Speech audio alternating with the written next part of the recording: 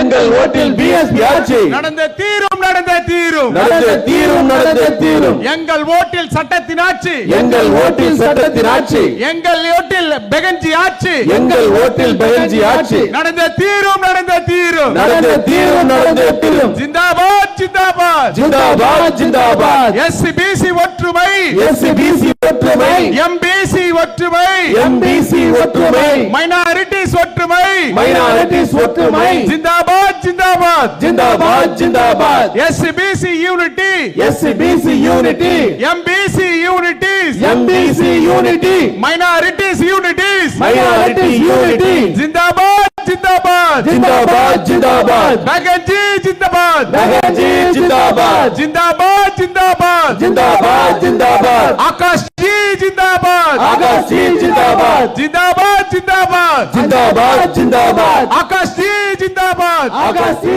ஜிந்தாபாத் ஜிந்தாபாத் ஜிந்தாபாத் ஜிந்தாபாத் ஜிந்தாபாத் பிஎஸ்பி ஜிந்தாபாத் பிஎஸ்பி ஜிந்தாபாத் வெல்லட்டோ வெல்லட்டோ வெல்லட்டும் வெல்லட்டும் யானை சின்னம் வெல்லட்டோ யானை சின்னம் வெல்லட்டும் ஆலட்டும் ஆலட்டும் ஆளட்டும் ஆளட்டும் பிஎஸ்பி ஆலட்டும் பிஎஸ்பி ஆளட்டும் வெல்லட்டும் வெல்லட்டும் வெல்லட்டும் வெல்லட்டும் யானை சின்னம் வெல்லட்டும் யானை சின்னம் வெல்லட்டும் ஆலட்டும் ஆலட்டும் ஆளட்டும் ஆளட்டும் பிஎஸ்பி ஆலட்டும் பிஎஸ்பி ஆளட்டும் ஜெய் பீம் ஜெய் பீம் ஜெய் பீம் ஜெய் பீம் பாபா சாஹேப் ஜெய் பீம் பாபா சாஹேப் ஜெய் பீம் ஜெய் பீம் ஜெய் பீம் ஜெய் பீம் ஜெய் பீம் பாபா சாஹேப் ஜெய் பீம் பாபா சாஹேப் ஜெய் பீம் ஜெய் பீம் ஜெய் பீம் ஜெய் பீம் ஜெய் பீம். இப்பொழுது நம் மத்தியிலே எழுச்சுரை ஆற்ற இளம் தலைவர் ஆகாஷ் அவர்கள் உங்கள் மத்தியிலே உரையாற்றுகிறார். ஜெய் பீம் ஜெய் பீம். ट्रांसलेशन नाम था हाँ जी जी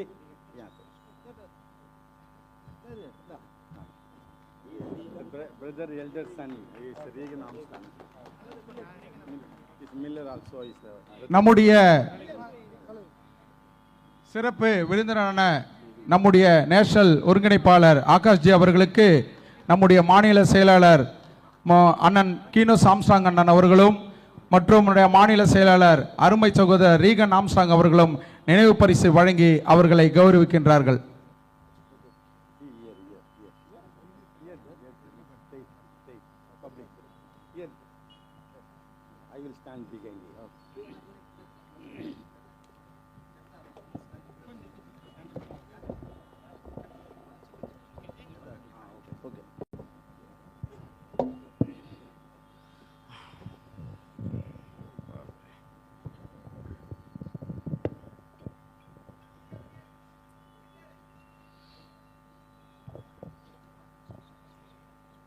Jai Bhim! Friends, the last time I was here in front of you, I was received by, actually, I had the honor to share the stage with my elder brother, Armstrong. சகோதரர்களே, கடைசி முறை நான் இங்கே வந்த பொழுது என்னை மிகவும் மகிழ்ச்சியாகவும் ஆரவாரமாகவும் என்னுடைய மூத்த சகோதரன், என்னுடைய அன்பு சகோதரர் ஆம்ஸ்ட்ராங் என்னை நன்றாக வரவேற்றார். அவரை இந்த நேரத்திலே நான் முதலாவதாக நினைவு கூறுவது என்பது என்னுடைய தலையாய கடமையாக இருக்கின்றது. ஜெய் Bhim. It certainly feels like there's a big hole he's left behind. A big space that I don't think so will ever be able to fill it. திடீரென்று இங்கு ஒரு வெற்றிடம் ஏற்பட்டிருக்கின்றது. ஒரு மிகப்பெரிய ஒரு பள்ளத்தாக்கு போன்ற ஒரு நிகழ்வு. அதை எந்த சூழ்நிலையிலும் யாராலும் அதை நிரப்ப முடியாது. அப்படி ஒரு நிரப்ப முடியாத ஒரு மிகப்பெரிய இடத்தில் தான் அவர் அண்ணன் ஆம்ஸ்ட்ராங் அவர்கள் இருந்தார். So in his honor, I'd like to dedicate today's speech to Armstrong ji, my elder brother. உங்களிடம் இங்கு பேசுகின்ற இந்த பேச்சை அவருக்கு சமர்ப்பணம் செய்கின்றேன். என்னுடைய மூத்த சகோதரருக்காக இன்றைய பேச்சு அவருக்காக என்னுடைய பேச்சு இருக்கும் என்பதை அன்புடன் தெரிவித்துக் கொள்கின்றேன். Friends, before I say anything else tonight, I bow my head to the saints, the gurus, and the great souls who walked before us so that we could stand together. நான் உங்களுக்கு முன்பு பேசுவதற்கு முன்பாக நம்முடைய உத்தியோக புருஷர்கள் என்று சொல்லக்கூடிய நம்ம மூத்த முன்னோடி தலைவர்கள் அவர்களை பற்றி இங்கு அவருடைய புகழை பற்றியும் நான் பேசியாக வேண்டும் என்ற ஒரு கட்டாயத்திலே இருக்கின்றேன். அதை பற்றி தாங்களிடம் இப்போது பேசுகின்றேன். I bow to Mahatma Jyotiba Phule ji, who taught us that education is the first revolution. I bow to Chhatrapati Shahuji Maharaj ji, who opened the doors of the state to those his father had shut out. I bow to Periyar Ramaswamy ji, whose fire of self-respect lit this very soul of Tamil Nadu. I bow to Param Pujya Baba Sahab Dr. Bhim Rao Ambedkar ji, who wrote our constitution and gave us our weapons. நான் முதலாவதாக ஜோதிபாய் பூலே அவர்கள் ஏற்படுத்திய அந்த தன்மான நிகழ்ச்சிக்கும் அதே போன்று நாராயண குரு அவர்கள் சிந்திய அந்த போராட்ட வாழ்க்கைக்காகவும் அதே போன்று நம்முடைய பாபா சாஹிப் அவர்கள் நம்முடைய அரசமைப்பு சட்டத்தை ஏற்படுத்தி கொடுத்ததும் சுயமரியாதைக்கு சிகரமாக திகழ்ந்த தந்தை பெரியார் அவர்களையும் நினைவு கூறி அவர்களுடைய வாழ்நாளுடைய அர்ப்பணிப்பை நான் உங்களிடம் இங்கு பேசிக் கொண்டிருக்கின்றேன். And I bow to Manavar Sahab Shri Kanshiram ji, who took those weapons and placed them in our hands.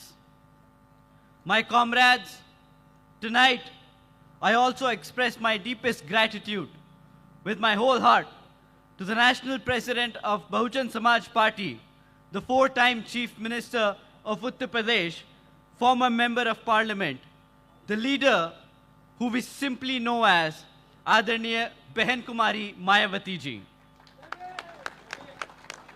Baba Sahib Ambedkar அவர்கள் கொடுத்த அந்த அரசியல் அமைப்பு என்ற ஒரு ஆயுதத்தை நம்மிடம் கையிலே எடுத்து கொடுத்து போராட வைத்தவர் காஞ்சிராம் ஐயா அவர்கள்.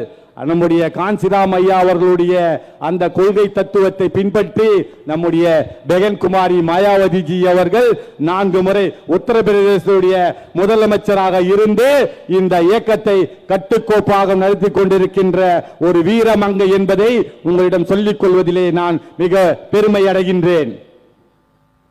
She has given her entire life walking on the path laid by the founder of our party, Manavar Sahab Shri Kashiram ji.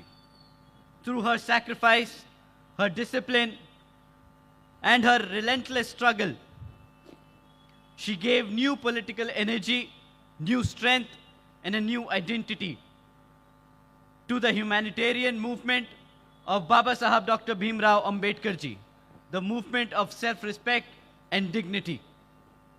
தன் வாழ்நாள் முழுவதும் தன்னுடைய வாழ்க்கையை தன்னுடைய கொள்கைக்காகவும் காஞ்சிராம் ஐயா அவர்களுடைய அந்த கொள்கை பிடிப்பிற்காகவும் தொடர்ந்து வாழ்நாளிலே அதை கடைபிடித்து தொடர்ந்து இந்த இயக்கத்தை நடத்தி கொண்டிருக்கின்ற நம்முடைய பெகன் குமாரி மாயாவதி அவர்கள் சுயமரியாதையின் சின்னமாகவும் ஒரு தன்னை சாக்ரிஃபைஸ் செய்து அதாவது தன்னுடைய தியாக உருவமாக இந்த கட்சிக்கும் இந்த மக்களுக்கும் தலித் மக்கள் மட்டுமல்லாமல் அனைத்து மக்களுக்குமான ஒரு தலைவியாக திகழ்ந்து கொண்டிருக்கின்றார் என்பதிலே பெருமை அடைகின்றேன். அவர் தொடர்ந்து வாழ்நாள் தன்னுடைய வாழ்நாளையே இந்த இயக்கத்துடைய இந்த பகுஜன் சமாஜ் கட்சியுடைய கொள்கைகளை பின்பற்றுவதிலே தன்னுடைய வாழ்க்கையை அர்ப்பணித்த மிக பெரும் தலைவர் என்பதிலே நான் உங்களிடம் சொல்லிக் கொள்வதிலே பெருமை அடைகின்றேன்.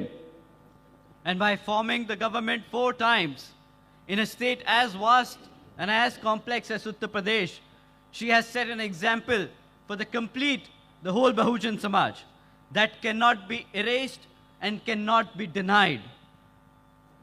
நாங்கள் தொடர்ந்து உத்தரப்பிரதேசிலே 4 முறை ஆட்சி அமைத்தது பகுஜன் சமாஜ் கட்சி தான் என்பதை பகுஜன் சமாஜ் கட்சி என்பது ஆட்சி அமைத்தது என்பதை யாரும் மறைத்து விடவும் முடியாது என்பதை சொல்லிக் கொள்வதிலே பெருமை அடைகின்றேன். From their example, millions across this country have drawn inspiration. And here, on the soil of Tamil Nadu, sons and daughters of this land have joined the missionary work of social transformation and economic progress. மக்கள் அதாவது சன்னன் soil என்று சொல்லக்கூடிய இந்த மண்ணின் மைந்தர்கள் இந்த missionary மூவ்மெண்டிலே Bahujan Samaj கட்சி என்ற இந்த மூவ்மெண்டிலே இணைந்து தங்களை இணைத்துக் கொண்டு செயல்படுவதிலே ஒரு மனிதாபிமானமாகவும் இந்த இயக்கத்தை எடுத்துச் செல்வதிலும் முக்கியஸ்தர்களாக இருக்கிறார்கள் என்பதையும் நான் உங்களிடம் தெரிவித்துக் கொள்கின்றேன். I will tell you something very personal tonight. I too have joined this movement because of her leadership. And walking in her footsteps, I will carry this responsibility, this duty, this sacred obligation until my last breath. நான் என்னுடைய வாழ்நாள் முழுவதும் இந்த இயக்கத்திற்காக இந்த இயக்கம் நன்றாக நடைபெற வேண்டும், இந்த இயக்கத்துடைய என்னுடைய வாழ்நாளை அர்ப்பணித்து இந்த இயக்கம் அடுத்த கட்டத்திற்கு எடுத்துச் செல்வதற்கு என் வாழ்க்கையை தியாகம் செய்ய தயாராக இருக்கிறேன் என்பதை உங்கள் முன்பு சொல்லிக்கொள்ள விரும்புகின்றேன். My comrades of Tamil Nadu, that is who I come from. That is whose shoulder I stand on. And now, let me tell you who we really are. நான் இங்கே வந்து தமிழ்நாட்டிலே இங்கு இருந்து உங்களுடைய தோள்வோடு தோள்வாக எங்களை கொடுத்து இங்கு அழைத்து வந்திருக்கின்றீர்கள். நான் இங்கு யாருக்காக வருகின்றேன், எதற்காக வருகின்றேன், எங்களுக்கு தோள் கொடுக்கும் தோழர்களாக தோள் கொடுக்கும் நபர்களாக இந்த தமிழ் மக்கள் இருக்கின்றார்கள் என்பதை நான் அன்புடன் தெரிவித்துக் கொள்கின்றேன். Tonight, I want to begin with a story. Not a story about politics, not a story about political parties or elections, a story about a boy. நான் இன்று ஒரு கதையுடன் உங்களுடன் இந்த நிகழ்வை துவங்கலாம் என்று நினைக்கின்றேன். நான் ஒரு தனிப்பட்ட எந்த விதமான அரசியல் கதையோ அல்லது பெரிய ஒரு கதை பாங்கான ஒரு கதையோ சொல்லுவதற்கில்லை. ஒரு சிறிய பையனுடைய அதாவது சிறுவனுடைய கதையை நான் உங்க முன்பே சொல்ல விரும்புகின்றேன். அந்த கதையை சற்று கேளுங்கள். There was a boy born in a village in Maharashtra more than 130 years ago. His father was a soldier, a man of modest rank, a man the world did not notice. That boy was the 14th child in his family. Maharashtra மாநிலத்திலே ஒரு சிறுவன் தன்னுடைய 14வது மகனாக பிறந்திருக்கின்றான். அந்த சிறுவனுடைய தந்தை ஒரு ராணுவ அதிகாரி. அந்த ராணுவ வீரருக்கு பிறந்த குழந்தை அவன் பிறந்திருக்கின்றான் என்பதை அந்த மகாராஷ்டிரா மாநிலமோ அந்த பகுதியோ யாரும் ஒரு கவனிக்கப்படாத ஒரு சூழ்நிலையிலே அந்த பையன் அங்கே பிறந்து அங்கு வளர்ந்து கொண்டிருந்தான். He was an untouchable. And when he walked to the school, he was not allowed to sit with the other children. When he was thirsty, he was not allowed to touch the water pot. When he was brilliant, and he was brilliant, the world told him that his brilliance did not matter. When your caste has already decided your worth. அந்த பையன் மிக சிறந்த ஒரு அறிவாளியாகவும் மிக சிறந்த ஒரு மாணவனாகவும் இருந்தான். ஆனால் அவன் மற்றவர்களால் வெறுத்தொதுக்கப்பட்ட அன்டச்சபிலிட்டி என்று சொல்லுகின்ற அதாவது தீண்டத்தகாதவன் என்ற ஒரு சூழ்நிலையிலே அவன் தள்ளப்பட்டான். அவன் அறிவாளி என்பதற்காக அவன் பாராட்டப்படவில்லை. அவன் சிறந்த ஒரு ஞானி என்பதற்காகவும் அவனை யாரும் ஒரு பாராட்டும்படியாக இல்லை. அவன் பிறந்ததற்காக மட்டும் அவன் அந்த குலத்திலே பிறந்து விட்டான், லோ காஸ்ட் என்று சொல்லக்கூடிய அந்த கீழ் குடும்பத்திலே பிறந்து விட்டான் என்று அவனை தீண்டத்தகாதவனாக இந்த சமுதாயம் சித்தரித்தது. When your caste has already decided your worth, that boy did not accept this. That boy crossed oceans. That boy earned degrees that his oppressors could not even spell.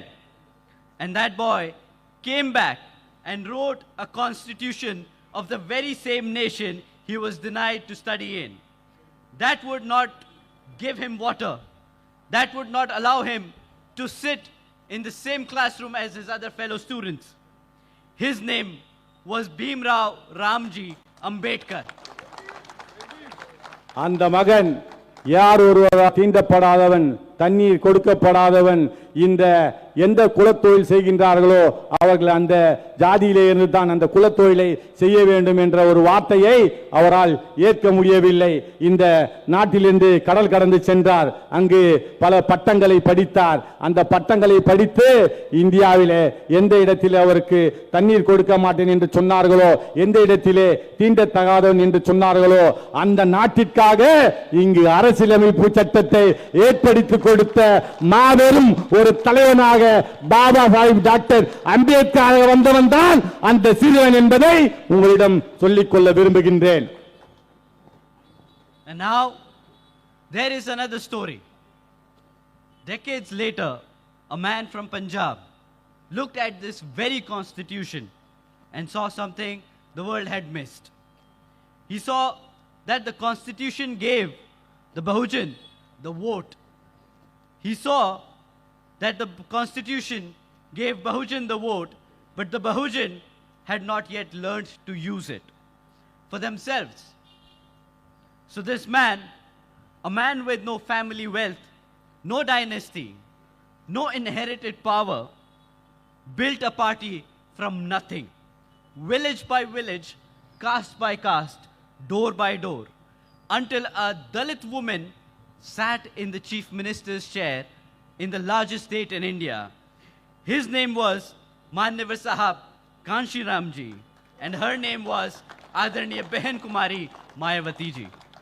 இன்னொரு சிறுவரை பற்றி நான் அந்த கதையை சொல்லுகின்றேன். பஞ்சாப் மாநிலத்திலே பிறந்த மிகச்சிறந்த ஒரு வீரனாகவும், பஞ்சாப் மாநிலத்திலே அங்கே பிறந்து வளர்ந்த அந்த குழந்தை இந்திய அரசியலமைப்பு சட்டம் நமக்கு வாக்குரிமையை வழங்கியிருக்கின்றது. அப்படி வாக்குரிமையை வழங்கிய இந்த பகுஜன் மக்கள் இந்த வாக்குரிமையை பயன்படுத்தி அவர்களே ஆள்வது என்று தெரியாமல் இருக்கின்றார்கள். அப்படி அவர்களை ஆள்வதை தெரிவிக்க வேண்டும் என்று ஒரு கங்கணம் கட்டிக்கொண்டு அந்த மனிதர் அங்கே வந்து இந்த இயக்கமான பகுஜன் சமாஜ் கட்சியை துவங்கி 4 முறை உத்தரப்பிரதேசத்தின் முதலமைச்சராக வந்த இரும்பு மங்கை பெகன் குமாரி மாயாவதிஜி அவர்களை 4 முறை முதலமைச்சர் ஆக்கிய அன்பு தலைவர் திரு காஞ்சிராம்ஜி என்பதை உங்களிடம் சொல்லிக்கொள்ள விரும்புகின்றேன். And I am Akash Anand. I am the grandson of this movement. I did not inherit a throne. I inherited a responsibility. I did go to a premium school in New Delhi. I did study management in London. And people ask me, why did you come back? You could have had a very comfortable life abroad. Why choose this fight? And I tell them, because I cannot sit and sip a cup of coffee in London while a Dalit girl in Tamil Nadu is denied justice. Because my education means nothing if it does not serve the people who made Baba Saheb's dream possible. டெல்லியிலே மிக சிறந்த ஒரு பள்ளியிலே நான் படித்தேன். லண்டனிலே சென்று business economics அங்கு படித்தேன். அங்கு படித்த பிறகு அங்கிருந்து இங்கு இந்தியாவிற்கு நான் வந்தபோது என்னுடைய நண்பர்கள், என்னுடைய உறவினர்கள், மற்றவர்கள் எல்லாம் ஏன் லண்டனிலே வசதி வாய்ப்பு மிக்க அந்த வாழ்க்கையை விட்டுவிட்டு ஏன் இந்தியாவிற்கு வந்தாய், நீ அங்கே இருக்க வேண்டியதுதானே என்று சொன்ன பொழுது என்னுடைய மனங்கள் என்ன சொன்னது என்றால், தமிழ்நாட்டிலே இருக்கின்ற ஒரு சாதாரண ஒரு தலித் பெண்மணிக்கு ஒரு நீதி கிடைக்காமல் இருக்கின்ற இந்த இந்தியாவிலே நான் படித்த படிப்பு லண்டனிலே படித்தாலும் என்னுடைய படிப்பு அனைத்தையுமே நான் இந்த சமுதாயத்திற்கு பயன்படுத்தவில்லை என்றால் இது அனைத்துமே வீணாகி போய்விடும் என்பதற்காகத்தான் இங்கு லண்டனில் இருந்து இந்தியாவுக்கு வந்தேன் என்று அவர்களுக்கு பதிலாக அளித்தேன் என்பதை உங்களிடம் சொல்லிக் கொள்வதிலே நான் பெருமைப்படுகின்றேன். My story is not special. My story is your story. Every Bahujan family in this country has a version of this story. A story of talent that was denied, a dignity that was stolen, of dreams that were told to stay small. And tonight, from this soil of Tamil Nadu, I'm here to say those days are ending. Our story, our time. என்னுடைய கதை என்பது உங்களுடைய கதைதான், உங்களுடைய கதை என்பது என்னுடைய கதைதான். ஏற்கனவே அவர் பேசியபோது இந்த இயக்கத்துடைய பேரனாக நான் வந்திருக்கின்றேன். எனக்கென்று பட்டமோ மிகப்பெரிய ஒரு மன்னரை போல ஒரு ராஜ்யமோ கிடையாது. ஆனால் இந்த இயக்கத்துடைய தொண்டனாக நான் இங்கு வந்திருக்கின்றேன். இந்த மண்ணிலே இங்கே வந்து உங்களிடம் நான் உரையாற்றி கொண்டிருக்கிறேன் என்றால் உங்களுடன் கலந்து இந்த இயக்கத்தையும் உங்களுடன் சேர்ந்து இந்த பிரச்சனைகளையும் நான் கையாள வேண்டும் என்பதற்காகத்தான் உங்களுடன் கலந்து நான் இங்கு பழகி இந்த கூட்டத்திலே கலந்து கொண்டிருக்கின்றேன் என்பதை உங்களிடம் தெரிவித்துக் கொள்கின்றேன்.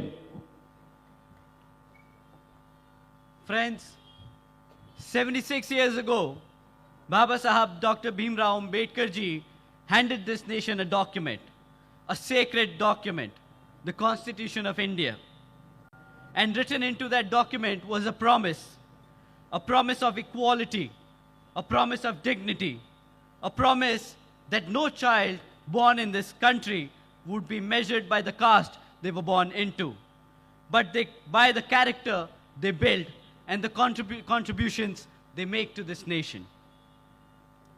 மக்களே, கடந்த பல ஆண்டுகளுக்கு முன்பாலே நமக்கு அரசியலமைப்பு சட்டம் ஏற்படுத்தப்பட்டது.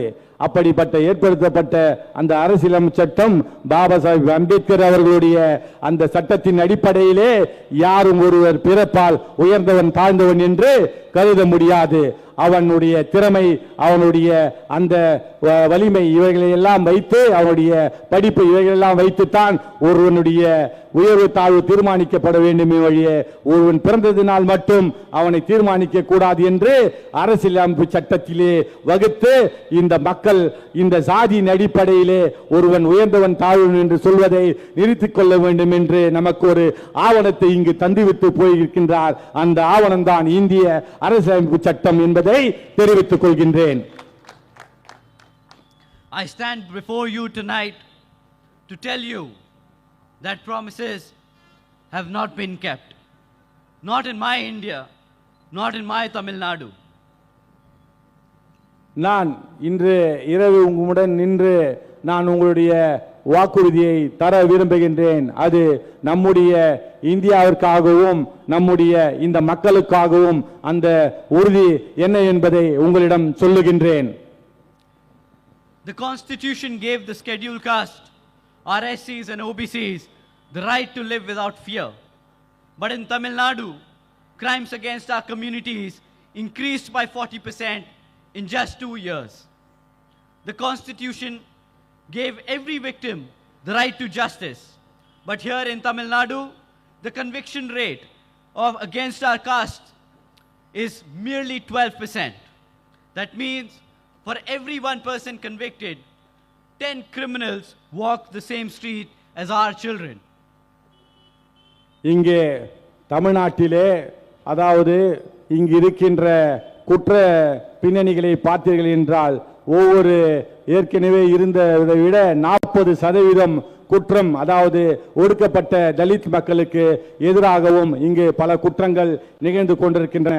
இந்த குற்றங்கள், இந்த குற்றத்தின் அடிப்படையிலே தண்டனை பெறுபவர்கள் எண்ணிக்கை பார்த்தீர்கள் என்றால் மில்லியன் என்று சொல்லக்கூடிய வரும் புள்ளி என்று வரக்கூடிய அளவிற்கு இந்த வித குற்றங்களுக்கு எந்த விதமான தண்டனையும் இல்லாமல் அந்த குற்றம் இழைத்தவர்களே அதே தெருவிலே சுதந்திரமாக நடமாடி அவர்களுடைய வாழ்விலே பயத்தை ஏற்படுத்தி கொண்டிருக்கின்றார்களே ஒழிய இந்த ஆட்சியிலே மிக அதிகமாக ஒடுக்கப்பட்ட தாழ்த்தப்பட்ட மக்களுக்கு, இந்த தலித் மக்களுக்கான குற்றங்கள் அதிகரித்துக் கொண்டேதான் போகின்றது என்பதை உங்களிடம் தெரிவித்துக் கொள்கின்றேன். The Constitution said that the state shall protect its weakest. But Tamil Nadu's government's own police closed more than 500 atrocity cases and wrote on the file, and I quote, mistake of fact. Mistake of facts. Was it a mistake of fact in Pudukkottai where 124 cases were thrown away? Was it a mistake of fact in Thenai where 97 cases were erased? Or is the real mistake of fact that the people in power believe your suffering is not a worth of fact, is not a fact worth recording? தமிழ்நாட்டிலே பல வழக்குகள் பார்த்தீர்கள் என்றால் இப்படிப்பட்ட வழக்குகளை பதிவு செய்துவிட்டு பல வழக்குகளை மிஸ்டேக் ஆஃப் ஃபேக்ட் என்று சொல்லக்கூடிய இந்த வழக்கை உண்மைக்கு புறம்பாக தவறுதலின் அடிப்படையிலே போடப்பட்டது.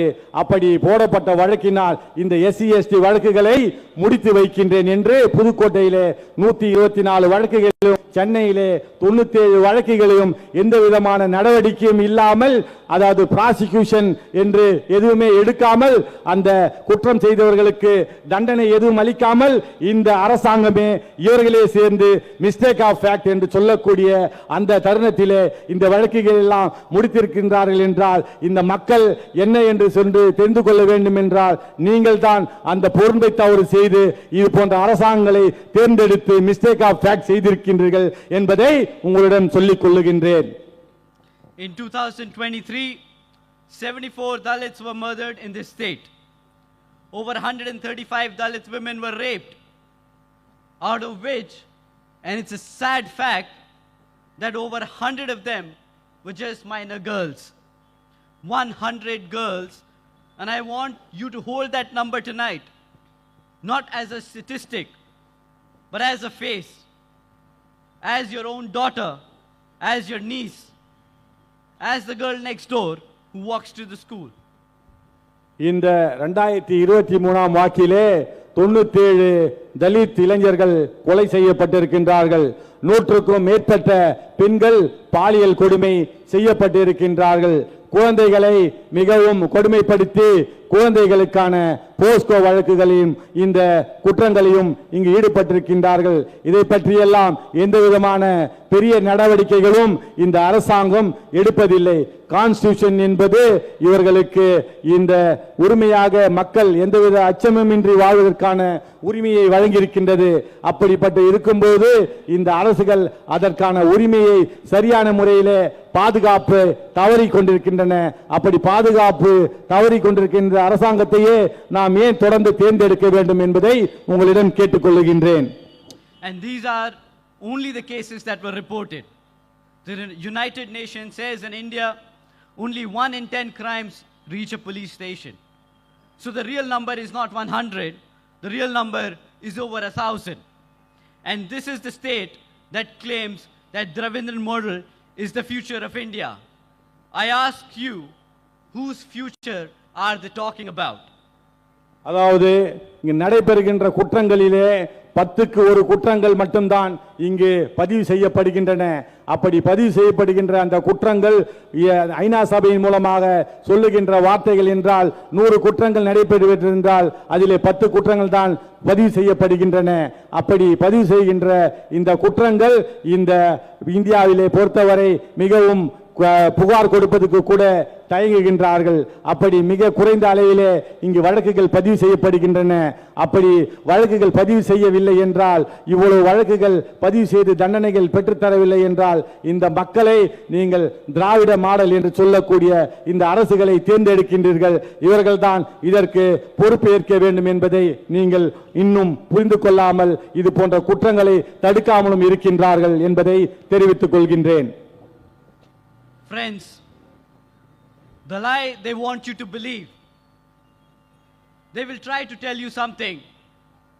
The DMK and the AIM DMK, and yes, the Congress, the BJP, they will try to tell you that you have to choose between them. They will tell you, if you don't vote for us, the other side will win. If you vote for BSP, you're wasting your vote. This is not the time for experiments. My friends, I reject that, because here is what I know. There is not a Dravindran Tamil Nadu and a Hindu Tamil Nadu. there is not a North India problem and a South Indian problem. There is a powerful class, and there is then everyone else. The DMK did not reduce your suffering. Under their watch, atrocities went up by 40%. Under their watch, 89 lakh youth remain unemployed. Under their watch, 63% of the class 5 children in government schools cannot read a simple paragraph in their own mother tongue. They promised 14 lakh jobs as the global investor made. And how many actually materialized? Only 46,000. The DMK promised 14 lakh jobs. They delivered 46,000. Where are the remaining 13.5 lakh jobs? I asked the Chief Minister, Mr. Stalin. Are they hiding in the same file as your 1,000 crore Tasmac scam? மக்களே, திமுகவுக்கும் அதிமுகவுக்கும் மாறி மாறி இங்கு ஆட்சிகள் வந்து கொண்டிருக்கின்றன. அப்படி திமுகவுக்கும் அதிமுகவுக்கும் ஆட்சி வந்து கொண்டிருக்கின்ற சூழ்நிலையிலே பகுஜன் சமாஜ் கட்சிக்கு வாக்களிப்பது என்பது உங்களுடைய வாக்குகளை வீணடிப்பது என்று இங்கு பேசுவார்கள். அப்படிப்பட்ட வீணடிப்பது என்று பேசுபவர்கள் என்ன வாக்குறுதி கொடுத்தார்கள், என்ன இங்கு நடந்து கொண்டிருக்கின்றது, இங்கு குற்றவோட பின்னணி என்ன? 40% குற்றங்கள் அதிகரித்து விட்டன. வேலை வாய்ப்பிலே உங்களுக்கு 16 லட்சம் வேலை வாய்ப்பை உருவாக்கின்றேன் என்று சொன்னார்கள். ஆனால் அவர்கள் வெறும் 46,000 வேலை வாய்ப்புகளை தான் உருவாக்கி இருக்கின்றார்கள். அதே போன்று குளோபல் இன்வெஸ்ட்மெண்ட் என்று சொல்லக்கூடிய அந்த இன்வெஸ்ட்மெண்ட் மூலமாக பல ஆயிரம் இளைஞர்களுக்கு வேலை கொடுப்பேன் என்று சொன்னார்கள். ஆனால் வேலை அவர்கள் வழங்க முடியவில்லை. சொந்த மொழியிலே இங்கு இருக்கின்ற அரசாங்க பள்ளியிலே படிக்கின்ற குழந்தைகள் ஒரு பேராகிராஃபை கூட படிக்க முடியாத அளவிற்கு ஒரு சாதாரணமான சூழ்நிலையிலே கல்வியின் தரம் அவ்வளவு கெட்டுத்தான் போய் இருக்கின்றது. அப்படிப்பட்ட ஒரு சூழ்நிலையை தான் இங்கு நம்மால் காண முடிகின்றது. நான் இந்த திமுக அரசை, ஸ்டாலின் அரசாங்கத்தை பார்த்து கேட்கின்றேன், இதுதான் உங்களுடைய சரியான ஆட்சியா?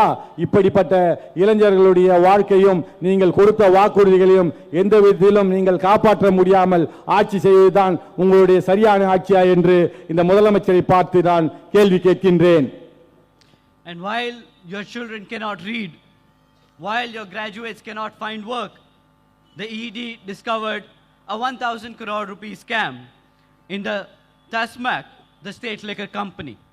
The Tasmac managing director was questioned for 24 hours. A man linked to the deputy chief minister's inner circle. He fled the country. And when the investigation began, the Tamil Nadu government ran to the Supreme Court twice to stop it.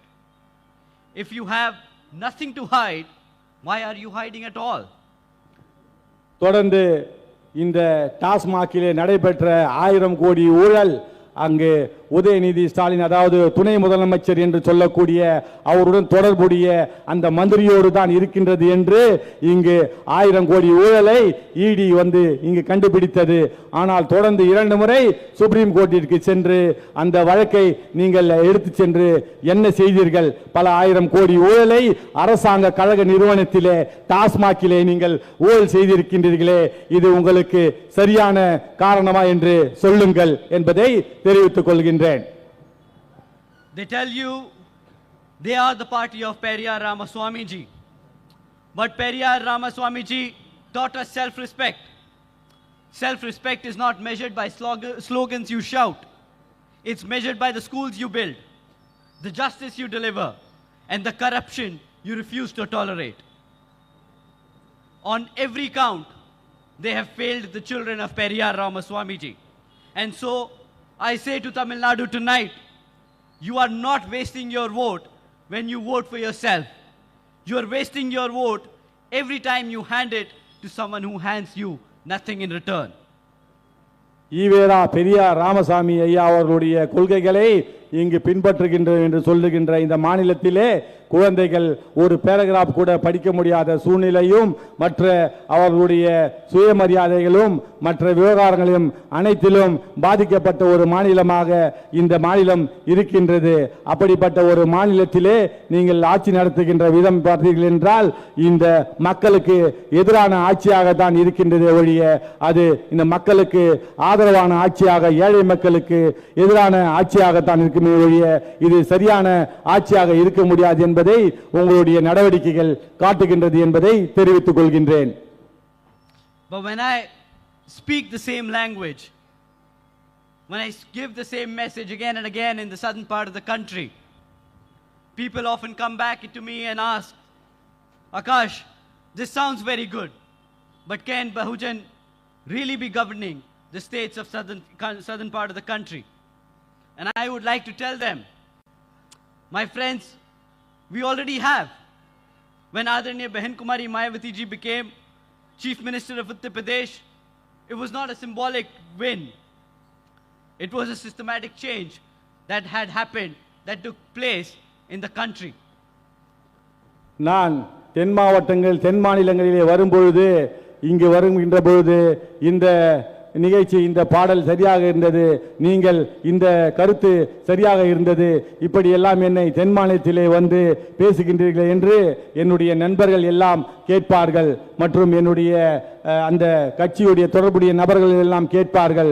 நான் ஏன் இங்கு வந்து பேசுகின்றேன் என்றால் நம்முடைய இயக்க தொண்டர்கள் என்பது நம்முடைய பெகன் குமாரி மாயாவதிஜி அவர்கள் இங்கே வந்து தமிழ்நாட்டிலே நம்முடைய இயக்கத்துடைய கொள்கைகளை இங்கே பேசிக் கொண்டிருக்கின்றார் என்றால் வடக்கிற்கும் தெற்கிற்கும் இங்கு தனிப்பட்ட எந்த உறவும் கிடையாது, கருத்தியல் ரீதியான ஒரு கொள்கையை நான் இங்கு பேசிக் கொண்டிருக்கிறேன் என்பதை நான் தெளிவாக சொல்லிக்கொள்ள விரும்புகின்றேன். I tell them the police station worked, not because officers suddenly became honest, but because they knew the person at the top understood the suffering at the bottom. The atrocities cases were not closed as mistake of fact, because the chief minister would have asked whose mistake and whose fact. That is the difference between sympathy and power. Sympathy puts a garland on Baba Saheb's statue on the 14th of April. Power ensures that law protects his people on April 15th and the 16th and every day of rest of the year. Manevar Sahab Shri Kanshi Ramji Saheb gave us one sentence that contains his entire philosophy. He said, power is the master key. A master key does not open one door. It opens every door. The door to education, the door to healthcare, the door to empowerment, and the door to dignity. But that key is not given as charity. It is taken through the ballot, through unity, and through numbers.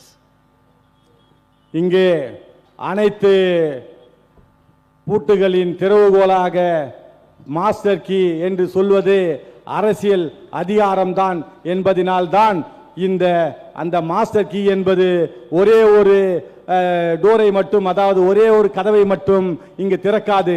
அனைத்து கதவுகளையும் அனைத்து துன்பங்களின் திறவுகோலாக இருப்பது அரசியல் அதிகாரம் என்பதை தான் இங்கு காட்டுகின்றது. பாபா சாஹிப் அம்பேத்கர் அவர்கள் சொல்லிய அந்த அரசியல் அமைப்புடைய அந்த அரசியல் அதிகாரத்தை பெறுவதுதான் பகுஜன் சமாஜ் கட்சியுடைய நோக்கம். மாஸ்டர் கீ என்று சொல்லக்கூடிய அந்த அரசியல் அதிகாரத்தின் திறவுகோல் தான் அனைத்து துன்பங்களுக்கும் உங்களுக்கு நம்முடைய துன்பங்களை தீர்க்கக்கூடிய ஒரு மாஸ்டர் கீயாக இருக்கும் என்பதை உங்களிடம் சொல்லிக் கொள்ளுகின்றேன்.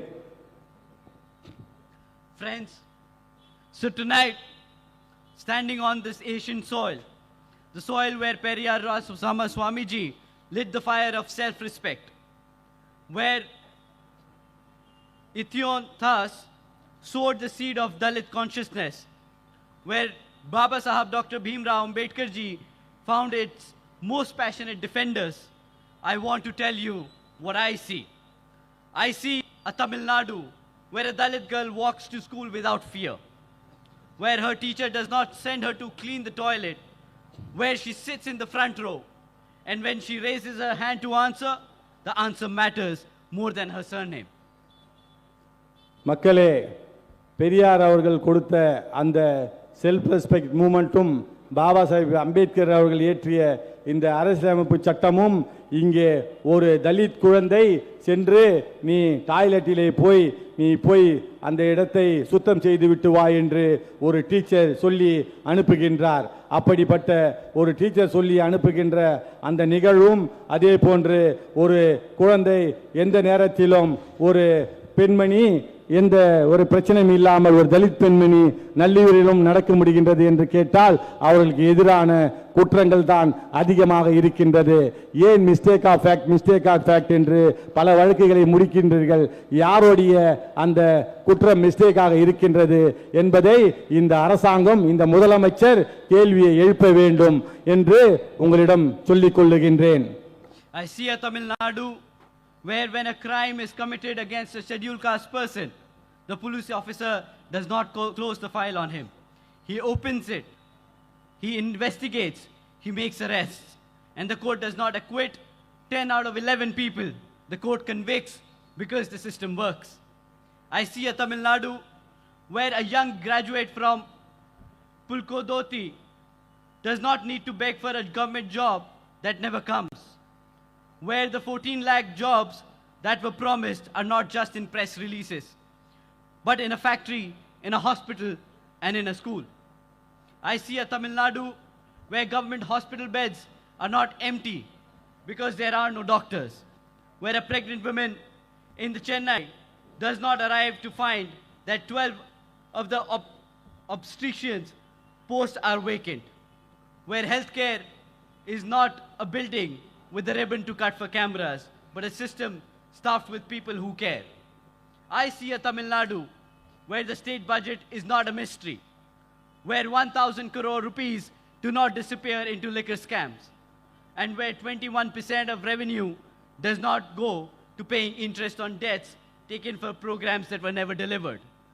I see a Tamil Nadu where a class 5 student in the government school can actually read. Just read. Is that too much to ask of the 6th largest economy in the country? It's basic literacy too ambitious for the Dravidian model? Because right now, 63% of class 5 children in government schools cannot read a class 2 paragraph. That is not a Dravidian model. That is a broken promise. தமிழ்நாட்டிலே கொடுக்கப்பட்ட வாக்குறுதிகள் என்று பார்த்தீர்கள் என்றால் பல விதங்களிலே மோசமான ஒரு சூழ்நிலையிலே எந்த விதத்திலும் காப்பாற்றப்படாமல் இருக்கின்றது. ஒரு குழந்தை ஒரு பேராகிராஃப் கூட ஒரு பள்ளியிலே படிக்க முடியவில்லை. அப்படிப்பட்ட ஒரு நிலையில்தான் கல்வித்தரம் இருக்கின்றது. அதே போன்று குற்றங்களின் நிலைமையும் அதிகமாக சென்று கொண்டிருக்கின்றது. புதுக்கோட்டை போன்ற மாநிலங்களிலே ஒரு கிராஜுவேட் பெண்மணி, ஒரு தலித் பெண்மணி, அவருடைய வாழ்க்கையிலே அவருக்கு பாலியல் கொடுமைகள் செய்த போது கூட அவர்களுக்கான உரிய நடவடிக்கையை காவல்துறை எடுத்து அவர்களுக்கான நீதியை வழங்கவில்லை. 10 பேருக்கு 11 பேருக்கு 10 பேர் தண்டிக்கப்பட்டால்தான் அப்படி ஒரு தண்டனை பெறுகின்றோம் என்ற ஒரு அந்த அச்சத்தினாலும் அந்த உணர்வினாலும் இந்த தலித் மக்களுக்கு எதிரான அந்த கொடுமைகள், இந்த மக்களுக்கு எதிராக நடக்கின்ற அந்த நிகழ்வுகள் நடக்காமல் இருக்கும் என்பதை தெரிவித்துக் கொள்கின்றேன். Friends, in 2004, a man stood before a convention in America and spoke about the audacity of hope. He was the son of an African man, a man with a name the world could not pronounce. And he told his country that hope is naive, that hope is not naive. It is the foundation on which nations are built. Tonight, I stand before you and I speak of something greater than hope. I speak of the audacity of power. Because hope without power is a prayer that goes unanswered. Hope without power is a garland on a statue that changes nothing. Hope without power is a beautiful speech that the audience forgets by morning. But power in the hands that signs the order. Power is the voice that the bureaucrats obeys. Power is the chair in front of St. George, from which the direction of 84 million people are decided. And I'm telling you tonight, that chair does not belong to any dynasty. That chair does not belong to any one family. That chair belongs to the people who have been denied it the longest.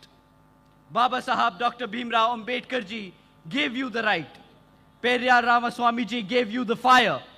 Manevar Sahab Sri Kashiram ji gave you the vehicle, and my Behan Kumari Mayawati ji proved it that it can be done. Now Tamil Nadu, it is your turn. 2004 அமெரிக்காவில் ஒரு மாநாட்டில் ஒரு மனிதர் நின்றார். நம்பிக்கையும் துணிவையும் பற்றி பேசினார். அவர் ஒரு ஆப்பிரிக்கன் மகன், உலகம் உச்சரிக்க முடியாத பெயர் கொண்டவர். அவர் தன் நாட்டை சொன்னார். நம்பிக்கையும் குழந்தைகளின் எதிர்காலமும் நாடுகள் எழுந்து அடித்தளமாக அமையும் என்றார். இன்றிரவு நான் உங்கள் முன்பு என்ன சொல்ல வருகிறேன் என்றால், நம்பிக்கை விட மேலானது வேறொன்றும் இல்லை. வலிமையே துணிவை பற்றி பேசுகின்றேன். ஏனென்றால் வலிமையே நம்பிக்கை, பதியப்படாத பிரார்த்தனையோ வலிமைகளோ நம்பிக்கை எதையும் மாற்றாக வேறு எதையும் சிந்திக்க முடியாது. நம்பிக்கை ஒன்றே ஊன்றுகோலாக அமையும். ஆனால் வலிமை உத்தரவிலே கையெழுத்து போடும்போது அந்த அதிகாரம் படைக்கின்ற வலிமைதான் மிகப்பெரிய ஒரு வலிமையாக இருக்கும் என்பதை கோடான கூடி உயிர்களை முடிவு செய்யும் சென்ட் ஜார்ஜ் போர்ட்டில் உள்ள அந்த வலிமை மிக்க அந்த கோட்டையை கைப்பற்ற வேண்டும் என்பதுதான் நம்முடைய பகுஜன் சமாஜ் கட்சியுடைய அந்த கோரிக்கை என்பதை தெரிவித்துக் கொள்கின்றேன். அந்த குதிரை ஏறுகின்ற அந்த குடும்பம் சொந்தமில்லாத எல்லாவற்றையும் அவர்களே வைத்துக்கொண்டு அந்த குதிரையிலே அவர்களே காலங்காலமாக ஏறிக்கொண்டு மற்றவர்களுக்கு சொந்தம் கொண்டாட மறுக்கின்றார்கள். பாபா சாஹிப் உங்களுக்கு உரிமையை தந்தார். பெரியார் உங்களுக்கு அந்த நெருப்பான ஒரு அந்த சக்தியை தந்தார். காஞ்சிராம்ஜி அவர்கள் உங்களுக்கு அதற்கு செல்கின்ற வாகனத்தை தந்தார். பெகன்ஜி மாயாவதிஜி அவர்கள் அதை எப்படி பயன்படுத்துவது என்று உங்களிடம் நிரூபித்தார். தமிழ்நாடு இன்று உங்கள் முறையிலே இன்று நான் அழைக்கின்றேன். ஒவ்வொரு தலித் அம்மாவும் காவல் நிலையத்துக்கு வெளியே கால் பதியாமல் காத்திருக்கிறார்களே, நான் அழைக்கிறேன். ஒவ்வொரு இளம் பட்டதாரியும் நான் அழைக்கின்றேன். ஒவ்வொரு தந்தையும் ஒவ்வொரு தாயும் ஒவ்வொரு ஆசிரியையும் ஒவ்வொரு குழந்தைகள் பாதிக்கப்பட்டதையும் நீங்கள் கேட்க. I call on every father who works in the informal economy without security or dignity. I call on every teacher who knows that the children in her classroom deserves more than they are getting. I call on every woman who was told that her place is decided by her birth and by her ability and not by her ability. I call on you to stop asking for what is yours, and I call you to start taking it. Not through anger, through the ballot. Not through violence, through organization. Not through revenge, through numbers so large that the system has no choice but to listen. Baba Sahab, Dr. Bhimrao Ambedkar ji did not beg the Britishers for a constitution. He wrote it. He wrote one. Manyavar Sahab, Sri Kashiram ji did not beg the upper caste for a seat at the table. He built his own table. And we do not beg the DMK or the AIMDMK or anyone else, whether it's BJP or Congress, for a place in Tamil Nadu's future. We will build that future with our own hands, in our own name. So organize, unite and rise. Tonight, Tamil Nadu, rise tonight. நான் உங்களை அழைக்கின்றேன். உங்களுக்கு உரியதை கேட்க, உங்களுக்கு உரியதை எடுத்து நீங்கள் தொடங்கவும். உங்களுடைய கோபத்தால் அல்ல, உங்களுடைய வாக்கினால், வன்முறை அல்ல, உங்களால் வாக்கினால் தான் அதை சாதிக்க முடியும். பழிவாங்குதல் அல்ல, எண்ணிக்கையின் அமைப்பை கேட்க வேண்டியதல்ல. பாபா சாஹிப் பிரிட்டிஷ்காரரிடம் பிச்சை கேட்கவில்லை.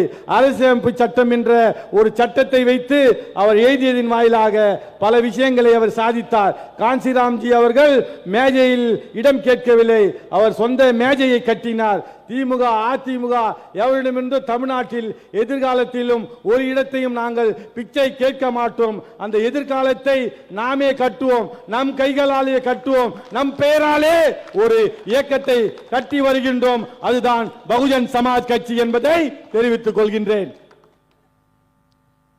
Before I end my speech tonight, I just want to leave you with one quote. Once the Britishers, the upper caste, the oppressors, they collectively asked Baba Sahab Dr. Bhimrao Ambedkar ji, what do you want for your people? And he answered with one word, everything. Jai Bhim, जय भारत। பாபா சாஹிப் அம்பேத்கர் அவர்கள் பிரிட்டிஷ்காரர்களிடம் போராடிய பொழுது இந்த மக்களுக்காக நீங்கள் என்னதான் கேட்க விரும்புகிறீர்கள் என்று கேட்டபோது நான் ஒன்றை மட்டுமில்லை அனைத்தையும் இந்த மக்களுக்காக கேட்கின்றேன், அதைதான் உங்களிடம் விரும்புகின்றேன் என்று பாபா சாஹிப் அம்பேத்கர் அவர்கள் கொடுத்த அதே குரலை நான் இங்கே சொல்லுகின்றேன். யாரிடமும் சென்று ஒரு சீட்டுக்காகவும் மற்ற ஒரு சீட்டு வேண்டும் என்றும் கேட்கப் போவதில்லை. நாங்கள் கேட்பது அனைத்துமே வேண்டும் என்பதுதான் பாபா சாஹிப் பிரிட்டிஷாரிடம் கேட்ட அதே அந்த வார்த்தையை தான் இந்த மக்களிடம் கேட்கின்றேன். ஜெய் பீம், ஜெய் பாரத்.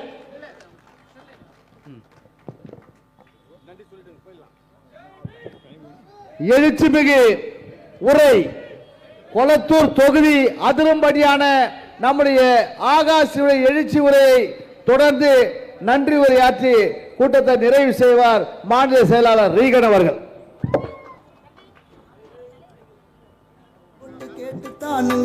ஓட்டுகளை போட்டு பாருங்க, காலம் பாருங்க.